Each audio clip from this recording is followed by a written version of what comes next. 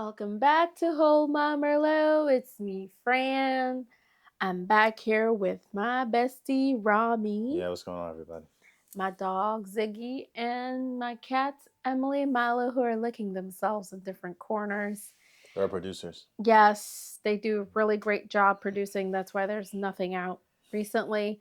But today we're going to start off by tasting a new wine. What is it called, Rami? Rex Goliath. Are you going to read the back of the bottle or? Yes, it's a Californian wine, and it features free range, so that it was developed to be the best red blend. It offers jammy red fruit flavors with smooth and easy finish. All right, it was made in Acampo, California. 13% alcohol, so kind of boozy. Mm, we love boozy. Yes, we do. All right, so we're gonna do um Smell, color, taste. okay, so we're gonna taste Rex Goliath. It's what is it? Is it a Merlot? What is it? It's a red blend. It's a red blend. Okay, so first we're gonna look at the color. First, we're gonna smell. Okay, so let's smell it. Ooh, that's rich. Yes, it is very rich, very Smells strong. smells like there's chocolate in there. I don't know. Smell it. Oh, there's some chocolate and there's some cocoa. And well, Oh, you're the yeah. expert. God, it's good. It smells like there's um it smells like there's hard liquor in there too. Smell it. I've smelled it. That's interesting. I wouldn't say that personally. Oh, okay, it's infectious. It smells really good. It smells yummy. Okay, let's do the color. Oh, It's actually, what do you rate for the smell? um I about a 4. I'm gonna go with a 4 too. You know, us too. Where Marty's not here to diss it, so we're gonna give it a 4. Rex Goliath, you're lucky it's us. I Not like the Mar- color though. I'll give the color a 5 off the dot. I just think it's rich and strong. I'm gonna go with you too. The colors of 5, it's really beautiful. Hmm. It's gorgeous and it's almost clear even though it's super dark. You know what I mean? Which is kind of hard to do. Yeah, I agree with that. So it's rich. I like it. Let's do the taste. Strong. Love it. Oh god. It tastes like there's licorice and chocolate in there. It tastes really good. I'm I like gonna it. the aftertaste is a little dry. I agree. It's strong. It's very strong aftertaste. Not like overpowering, but like it definitely like you feel it. What would you pair with Rex Goliath based on the Um, taste? honestly, it's something that really comes to mind. It's kind of too, Chocolate cake. yeah, like it's like, yeah, I would say something like that. Like I wouldn't pair any like fish or like a steak with something like this. I don't know. I feel like a steak would go good with Rex Goliath. What do you give the taste overall? What do you think? I give it a 5. I like it. Got it from my local spot too. So if you're ever in DC, in the Columbia Heights area, there's a nice liquor store that's by the Target that you should go to. Right? What's it called? I don't remember actually, Okay, great. but a nice Ethiopian family runs it, so go support a black business. Sure. All right. Well, with that, I'll give it a 5 as well. I think we're going to give it a 5 overall because we're very generous. Rex Goliath's Red Blend, we give it a 5 out of 5. Yes. Cheers. Cheers. Train was perfect. All right. So welcome back. We are going to discuss today the. I mean, it's a month late, but the disappointing election results. But we're gonna be doing a little bit of a wine tasting. Okay, so this is probably gonna be a slightly shorter episode, but we're gonna really just talk about a topic that we thought would be interesting to break into a little bit, and that's the conservatism of Gen Z. And you like, there's data to support how Gen Z men, particularly men from 18 to 29, shifted right in the last election. But you can see it in other social ways too, just like trad wives, all this manosphere stuff that promotes men needing to like treat women like garbage. Um, Way to speed through everything, Rami. no, I'm just trying to give a little bit of an executive summary. Oh, okay. Yeah. Um, like that you need a lot of money, you need to be over 6 figures to find companionship. You just this whole obsession with thinness and body, and fitness. Now, this is some research that I was looking at. Mm-hmm. How like are like this current generation's obsession with like being fit and being thin not only has like authoritarian fascist undertones to it, but it also is a form of conservatism. You know what I mean? Um, and so, like, we thought that Gen Z would be probably more progressive than millennials, and that's actually not really the case. In fact, if anything, millennials stand out a little bit for being more progressive than both like Gen Z overall and Generation X. And so that's what we're going to be wine tasting today. The So, Gen Z. Fran, so, take it away. so what we're going to be talking about today is I'm going to summarize a little bit about what Rami said. Is we're going to discuss how come, especially Gen Z white males, decided to vote for Donald Trump, because according to the exit polls, basically about 60% of white men and what's the percentage of the white male from 18 to like 35? What's the Gen Z? What's the Gen Z ages right now? Gen Z is 18 to 29, I think. 29ish. I mean, it's rough, you Yeah, know. or All the 27. like 18 to 27ish. Basically, a majority of that category as well voted for Donald Trump. But we're gonna discuss why we think Gen Z white males and white males in general voted for Donald Trump opposed to Kamala Harris. I mean, I think the answer is kind of obvious. Personally, like we tricked ourselves. We thought that America was more progressive than it was, and America's not going to vote for a black woman, and that's what we learned today. Now, I think actually, You really think that's what it is? yeah, That's it? Just when it boils down to everything, that it's just about they just wouldn't vote for a black female? Or yeah, do you think that they just wouldn't vote for? I think part of it is just that she's a woman, okay? I think part of it is the Democratic Party fumbled the ball and let Joe Biden run. I think the baton should have been passed a lot earlier I agree. to I agree. Vice That's fair. President Kamala Harris to give her a fair shot at winning. I think the media plays a really... He should have dropped out in January. Yeah, he should have never run in the first place. If you rewind and go back to when he won in 2020, one of the reasons he won is because he said he was going to be a one-term president. He said it himself.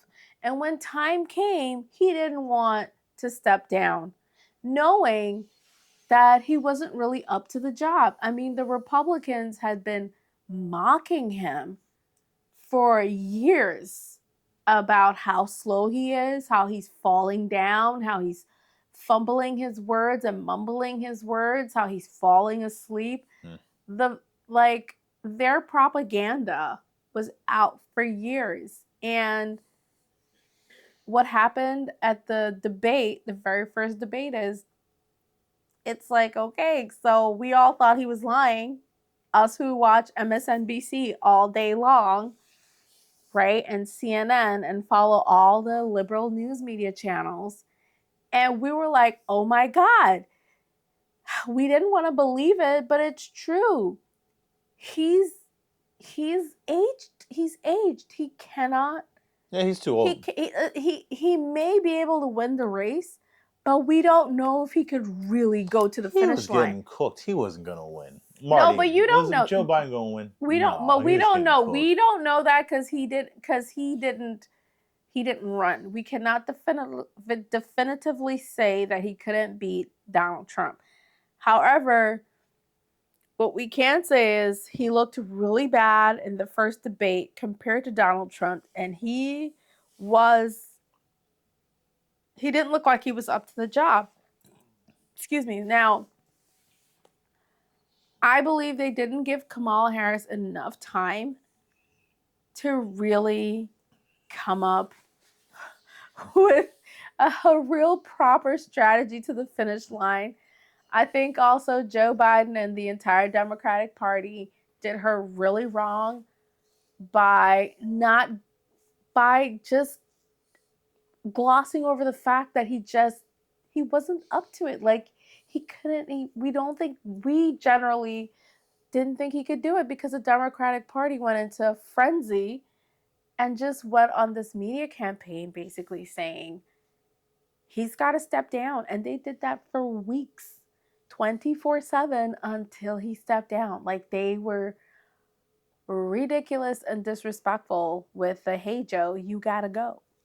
Well, I think you made a lot of great points there. Thank you.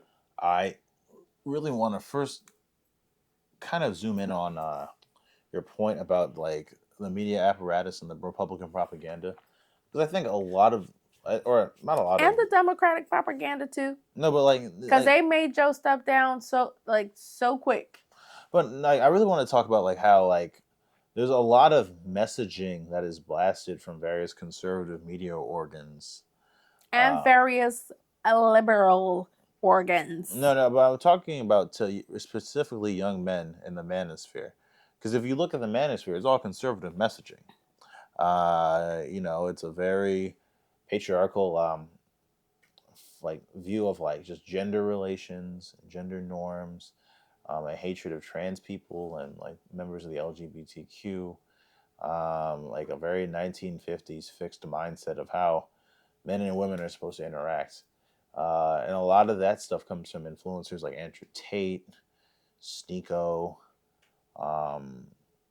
Fresh and Fit. Fresh and Fit. That's another good example. Yeah, amongst a myriad of other people we don't want to give any advertisement to. Yeah. But basically, I know this is where we're gonna go. One of the things I've been kind of looking at with a lot of videos online is a lot of people are talking about the loneliness epidemic in America and how there's just a lot of lonely men in this country that are looking for community. Okay. And one of those big subgroups of lonely men is lonely white men, young, lonely white men. And they go online, just like you and me. Like, I've been guilty of over scrolling, doom scrolling on Instagram and YouTube and a whole host of other spaces, Facebook and Instagram. And even I could never figure out Twitter, so I never really doom scrolled there. Really, it's the simplest one in my opinion. Yeah, I never figured it out. But basically, I've been doom scrolling in spaces, and I've been caught up in heated exchanges with different characters. Characters is a funny word. And a lot of men, especially over the last couple of years, where there was just like, it's not just white men, but black men too, where they were just really, really angry with women. Yeah. And I think that comes from, like you said, the Andrew Tates and these other different conservative spaces where they've recruited and influenced a lot of young men to kind of just spew a lot of misogynistic and hateful rhetoric about women and about the general culture that is right now. And to some extent, I will say that I do understand where some may be coming from, because the culture is changing, right? And in general, especially older people, they don't like change. I can tell you that. I'm 45, and let me tell you, if I have to change something really drastically, I'm here like a deer in headlights, like, oh my God. Today, I had to go get my contacts changed, and I had to put a new app in my phone to look up my prescription, whatever the company the vision company that I need to get my benefits from. And I tell you, that was about 35 to 45 minutes of hell. And it's because I just am not good with technology. And I don't come from an era where we went to apps for cards. We were sent cards in the mail. And you just went to the eye doctor and you're like, here you go. And they pulled it up and they told you what discounts you got. I wasn't used to doing it in an app. It was horrible for me. I went to the wrong app at first. I think I went to my dental app. I don't even know what I did. But then when I got to the eye doctor place, they were like, "Oh, we just look it up by your first and last name." And I was like, "Oh, great." So I spent all this fucking time looking for this goddamn plan, contacted my company, called 800 numbers, and was on hold for all this time, only to find out you guys don't even need me to do this anymore. But do you see what I mean? Change is hard for people, and especially older people.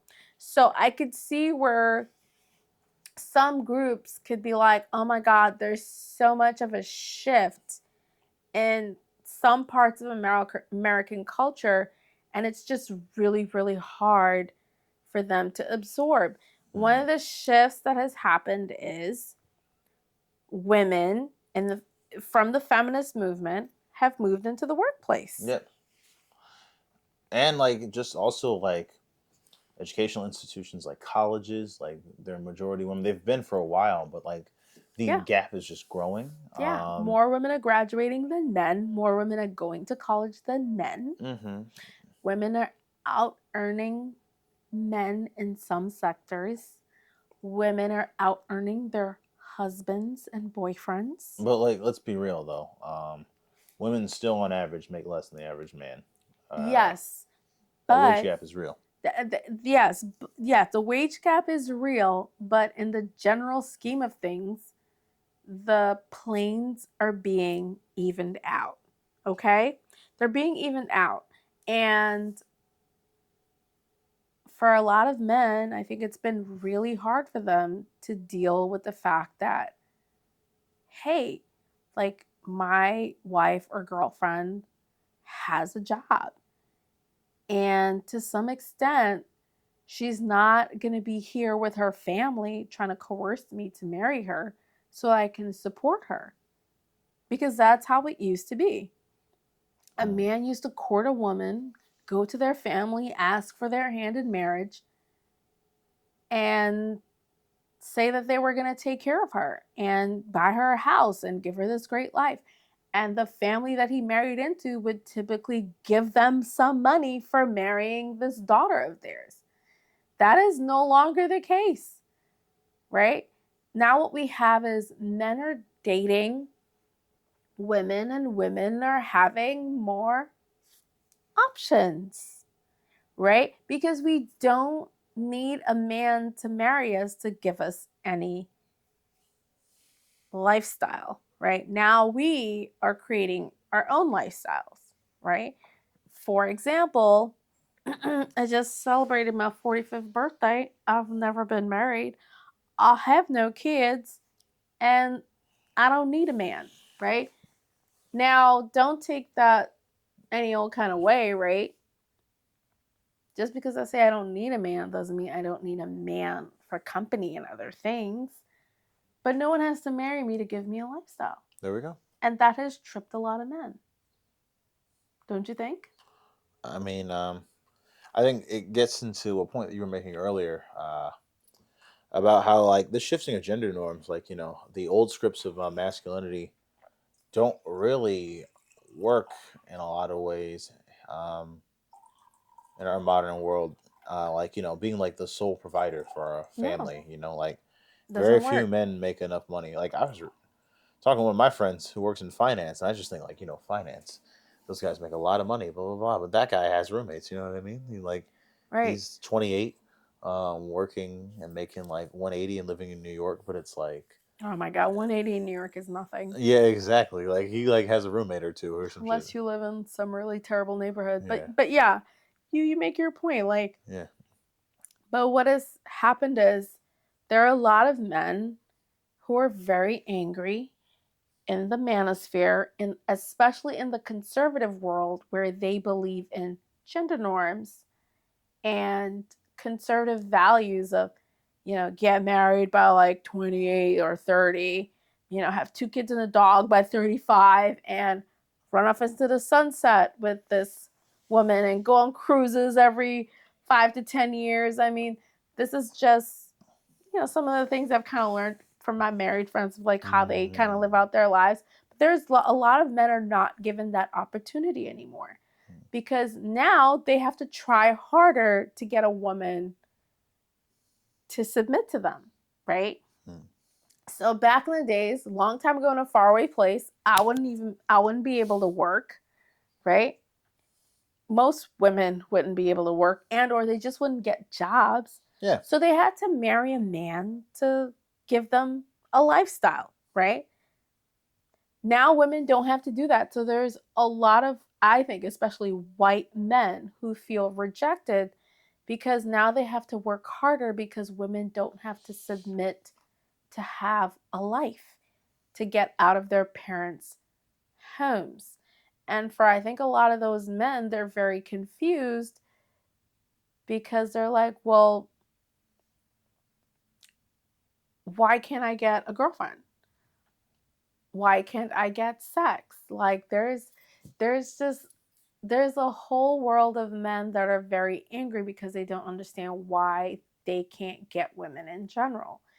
And I don't know what it is about the younger people because I mean, when I was a teenager back in I think the early, I guess maybe mid 90s when I was a teenager, like all us teenagers were having sex. I don't know what's going on. What's going on with the new generation? But we were doing it. All right. I don't know what's going on with the You guys newer. traumatized us. Explain. Marty, you're Marty. 34. Stop. Who No, traumatized? Generation X traumatized us How? because you guys did the whole PSA thing. Child pregnancy, teenage pregnancy, STDs, rise of like unsupportive parents, single motherhood, abusive relationships, abusive households. I don't know what you're talking about. You talking about Exactly. older Gen I'm Xers? talking about you. Older. Your generation. Marty, You your guys couldn't parents are keep- you guys boomers. couldn't keep in your pants. But your parents were boomers, so like. Yeah, but they had me way older, so I'm the exception. Well, actually, I wanted to say, Fran, that I think you're right. Thank you. Like this shifting in gender norms has kind of brought on this conservative backlash. Yeah. And you see it in this, like, call to an abortion, no fault divorce, and a lot of these other policies that really support the ability of women to be first class citizens rather than second class citizens. You know what I mean? And even that's not a complete shift. You know what I mean? Like, women are still like, even though they're a majority of the population, they're still oppressed. They're like a minority in a political sense. But like, But there are a lot of men who feel like, okay, so I'll give an example. When I was online dating, I would just go out and I'm telling you, I think a lot of the guys that I went out with just thought like it's gonna happen. Like she's just gonna sleep with me. And I would be on the date like, all right, listen, and I paid for some of my dates, okay? Because some of these dudes ain't got no money. I would just be like, what is up with this expectation that it's definitely gonna happen? You know what I mean? It may happen if. I mean, we're all the hero of our own story, right? All right, I'm just saying it may happen, but like, I should just look at guys like, gosh, like they're all so hopeful. Why are you so hopeful? I'm gonna do it if I want to. You can't just expect it. It's really strange to me. No, that's real. Right? And it's strange to me because, like, you're not coming into my life to do anything for me. I'm doing everything by myself. So, where do you get the nerve to think that sex is just going to be given to you? Do you know what I mean? No, I feel that. Where do you get the nerve of that? So, I remember one guy told me, he was like a couple years younger than me. So I think I just turned, I want to say I just turned maybe 41. And he was like 39 going on 40. And he was like, I date, these 20 something year olds and they're ready. They're giving it up. So I was like, then go get them. Like, I don't care. Like, go. I was like, have at it. Right? Like, I'm not here stopping you. Please go get all that coochie that you can get. But don't think that because you tell me something like that I'm just going to be like, oh, yeah, me too. Where do I get in line? Oh, me next, me next. It doesn't happen that way. And I feel like men in the conservative space who believe in these traditional norms just think that women are, I think to some extent, sexual objects and are just here for their pleasure purposes and that we owe them something. And it's like women don't owe anybody anything. Coming back, essentially, what we were saying is that gender norms have basically shifted men's place in society. Has shifted. Or I don't know, shifted, but like It has shifted because women are working. Like I said, a long time ago in a faraway place, a man's value would come in where he would be offering something to the woman yeah, to be able to take her away from her family. good stuff. And Yeah. now that women are making their own money, that is no longer necessary because the woman could be like, okay, but I already have money and I already have a career and I already own my own home and I already do this and that. I have a life outside of, outside of like this pre-constructed norm that all I'm going to do is marry a man and give him children and build a life around him and what he has to offer me. That's fair. Right? And I think a lot of men have not really wrapped their minds around the fact that they have to kind of come about dating a different way. It's not the same. You have to offer a little bit more. Well, and I think it doesn't even have to be like financial or physical. It can also be emotional. I feel like a lot of men feel like if they can't offer something physically or financially, that they can't offer anything. But it's like, like just being a good partner and being able to connect with the person that you're like in a relationship with can be in a way like that, like, keeps you all together. You know what I mean? Like that could be your glue, for lack of a better term. Like Right. my dad, he and my mom didn't have the best marriage, but what kept them together in part was that my dad was a great father and my mom liked seeing that. You know what I mean? She was Right. like, no, your dad, like, even though Did your mom work? yeah, she did. Oh, okay. So your mom did. Okay. My mom worked, but my dad earned more than my mom throughout their entire careers. Like my mom was an accountant, and she was good, but she just wasn't paid the same as my father, who was like a business like consultant. Oh, like you. Look Yeah, at you no, going out your dad. I work in federal. He worked in like business mergers and acquisitions, like math and like heavy like. I'm not Marty, Rami, but you're basically doing the same thing your dad did. Yeah. So don't put yourself down. Same profession, different fields. Yeah, No, listen, it's yeah. different space, but same profession. That's crazy. You're Yeah. basically becoming your dad. Hey, no, listen. Like, isn't that the oldest thing in like history though? Like, Right. We all my- become our parents. no, like my father was a blacksmith, so I'm a blacksmith. Like, I was like this thing, fuck. Like, that's the Right. simplest shit. Like, But we're gonna go back to the manosphere and like, Mhm.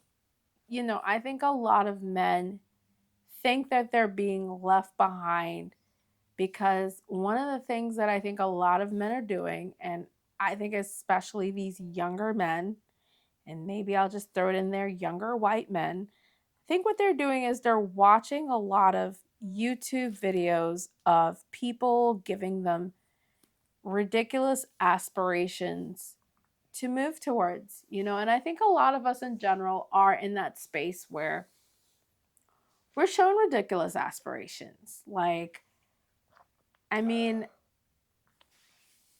like when I was growing up, there was a ridiculous aspiration of thinness yeah, that we all aspired to. And I can attest to being skinny most of my life until the 2020 COVID era when I just blew up out of nowhere. Hmm. But I could tell you the amount of people that would come up to me and just be like, "Oh my God, you must have this great life," and I just be like, "No, like my life sucks. Like it's no different than yours. You look at a skinny person, but like I'm a depressed psycho." Like, do you know what I mean? Yeah. I think a lot of people are looking at videos online and thinking that a lot of people that are advertising these specific lifestyles are really living them. And yes, maybe someone like Andrew Tate or some of these other influencers may be living these lifestyles. But I think a lot of people too are also faking it and promoting a lifestyle to people that are very lonely that is really almost unattainable to most of us and or would take so long that you'd probably give up on the way because you're like, God damn, I'm never gonna get here. And those guys are all grifters too. That's the other thing. Their Right. business empires are based off selling this like myth or this lie to impressionable men who feel like Right. they have nothing else. You know, Right. like- So they're selling things like cryptocurrency. Yep. They're selling them like gym life, go to the gym, get buff because women like to see fake diet and supplement stuff. Yeah. Yeah. You know, get rich quick schemes and and then the betting apparently. Sports betting. Yeah, you're right. Sports betting has gone up tremendously. And I'm like, of course it has. Right? And of course it's going to go up higher in a demographic where people are really desperate to attain money quickly and easily. Yeah. And as someone who's 45 years old will tell you that has tried get quick rich schemes and these what do you call those multi thing those MLMs. What's MLM stand for again? I've tried several multi-level marketing companies. It doesn't exist. Like if you're not working constantly and consistently towards a goal, and even if you are, it doesn't guarantee that you're going to become super wealthy, Yeah. right? Because there's a lot of luck involved. So what they're advertising is super wealthy. They're not even advertising like, hey, why don't you get like up to like $200,000 a year, which is probably attainable for most of us if we just worked really, really hard for like 2 to 5 years on ourselves and gained enough skills. I don't and even know about that, competencies. Fran. I'm thinking, well, no, most of us, I think, could get to about a couple $100,000 a year. Well, like, But okay, but let me finish my point. But what they're pushing is these multi-million-dollar lifestyles. Like, go work hard and you can get a Bugatti. You can get, I don't know, a Mercedes truck and this beautiful home in the suburbs with like a pool and maids and all these other things and a private jet. And it's like, yo, most of us are not going to get that lifestyle. That is a 1%er lifestyle. Private jet, you know what a private jet cost? Do you know how much a hangar costs to keep a plane? You know how much fuel costs to fuel a private jet? Do you know what kind of fees come with that kind of lifestyle? Or the maintenance. Goodness. Yeah, and the maintenance. Like, I feel like the manosphere is advertising to young white men, especially, a lifestyle that is really not attainable for most people. And they're giving them this attitude that they have already reached there. Okay? I don't think it's that, Fran. Yes, because the attitudes that it's out in okay, so I'll give you an example. I don't, because like I think okay, when I say that I mean like I don't agree with like that last 10% that you put down. Mm-hmm. I think these men actually know consciously and subconsciously that they don't have shit, that they have not reached there. Right. That like they're losers. Oh, don't say losers. Or like not. I think losers. it's mean to call them losers because I feel like they've suffered enough already. Let's just say these are people who are aspiring to become something really great, and they're really sold a dream that is almost impossible to attain within a short time span. And because it's unattainable within that short time span, they become very frustrated. But in the meanwhile, they hang on to that dream and they're online in these manosphere spaces acting like they've already attained that dream. I'll give you an example. I was listening to a YouTuber talking about how a lot of men online would like kind of go back and forth and spar with her. And they would be like, do you think, why do you think that if I make all this money and my wife wants to leave me, that I gotta give her all this money because she made 2 kids for me, and and just because she made 2 kids for me, and she's been with me for all these years. So this is what the YouTuber started to ask these manosphere people. They were like, are you married with 2 kids? And do you know what a lot of them would say? Oh no. So a lot of them are living in their heads that they have money and a lifestyle in their head because they're in Robinhood trading stocks, right? And they're betting on betting sports sites, with some aspiration of making all this money from whatever money they've invested. And a lot of them come out on the short end of the stick because there is no free lunch. I promise you, there's no free lunch. No, I get it. I'm just And saying. they're out here like spewing all of this manosphere hatred towards women, hatred towards the system, angry about a lot of things, but we don't know what they're angry about. Angry with women for not accepting them and not having sex with them and not going out with them. But they're all literally doing this behind a keyboard, right? They're not going out into the real world. This is what I really think. And talking to women and talking to other people and becoming parts of real communities. They're in online communities talking to one another and listening to people like Andrew Tate and Joe Rogan and all these other people in the manosphere who are feeding them information to make them feel good about themselves. And at the end of the day, it's like, these people aren't really talking to you. They're on a screen projecting a program. You're ingesting the program and making of it what you will, and you are being duped into doing whatever it is that they will, including, up to and including, voting for Donald Trump.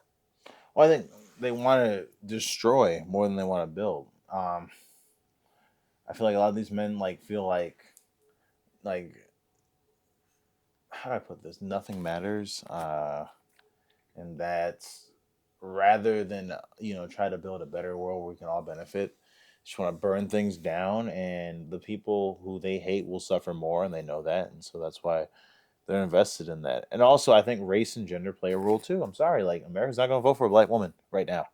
I think it was. I think they would have had she been given a fair shot.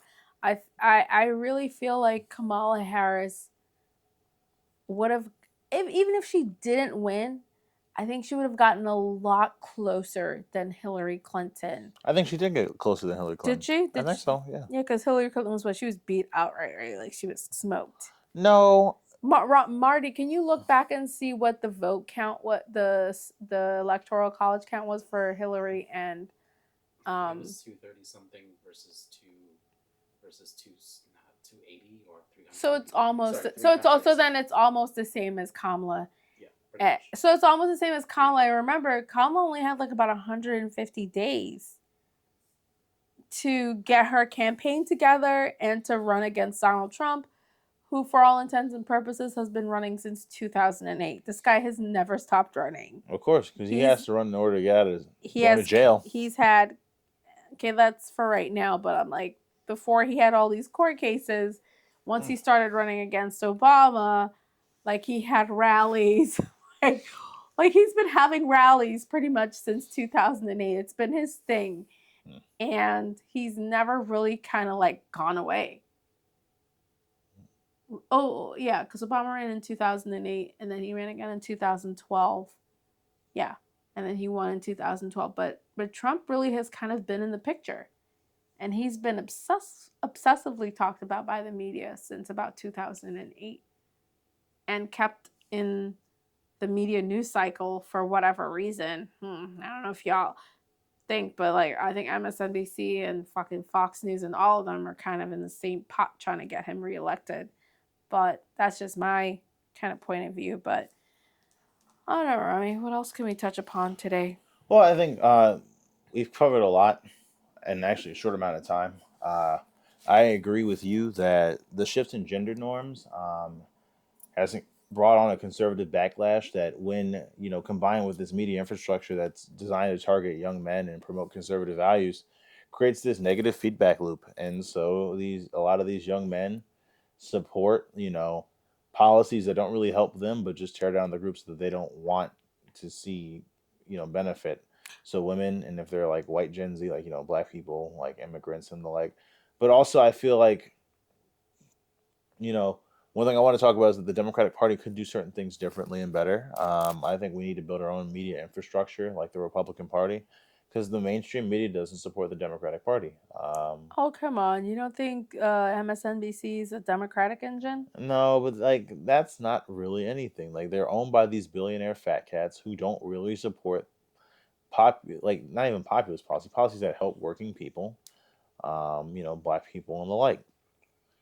Okay, so I'll just say to end this um, podcast, I think there's another element that's going on that we didn't discuss, and it's that the whole divide and conquer mechanism that's in place has really gone awry.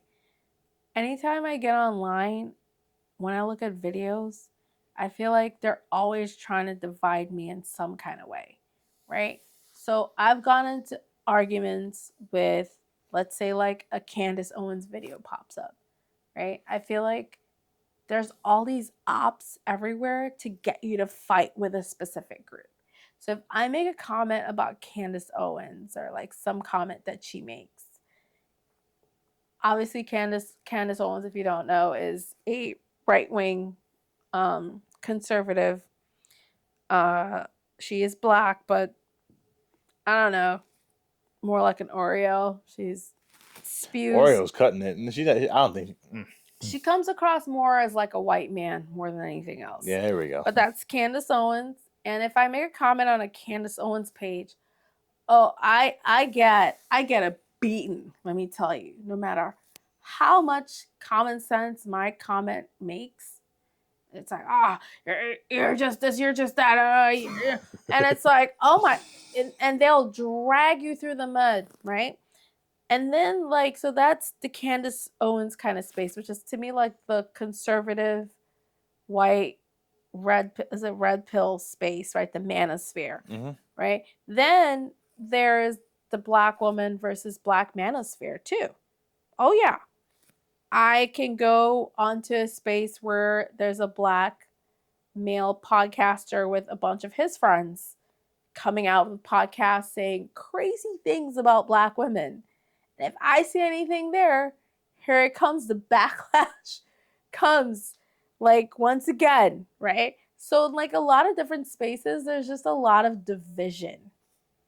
And I believe part of it has to do with, my conspiracy theory is that there's a lot of social engineering going on a lot of these platforms. And they know the people who are behind the puppets, right? The puppets that they're trying to make us become know exactly what they're doing. And they're like, oh, there's a bunch of lonely young white boys here in this space because it's all computer algorithms, right? And they're like, let's send them these messages because this is what we need them to do at this point in time to make sure that this and that happens. Maybe it's to sway an election. We don't know, right? There's a whole gay versus straightosphere, right? Where we spend an inordinate amount of time talking about bathrooms for an issue that affects like 0.01% of the population. And it's like, why are we fighting over this? Because conservatives want to, and we have to remember that. So I'm just saying, there's the LGBTQ community versus the straight space.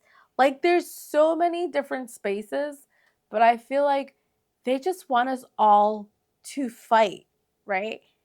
So there's black versus white, there's man versus woman, there's, I don't know, liberal versus conservative, there's gay versus straight. There's what is it that JD Vance said? Cat ladies versus women who have children. There's just so many different adverse spaces now where like they just want us to get on. And I don't know if it's for content creation. Oh yeah, that and engagement. Yeah, right, and engagement that this is why they do this. You know. But I think a lot of us need to think about it. Did the US election, was the US election literally socially engineered based on algorithms I would say so, yes. in certain spaces that got specific groups of people to get really angry about things that they shouldn't really be angry about because they didn't leave their basements? And No. they were mad at people that they've never even met. I don't know. No, that's real. All right, well, that's our episode, y'all. We'll leave that question to you. Let us know in the comments what you think. Please like and subscribe, and have a nice day.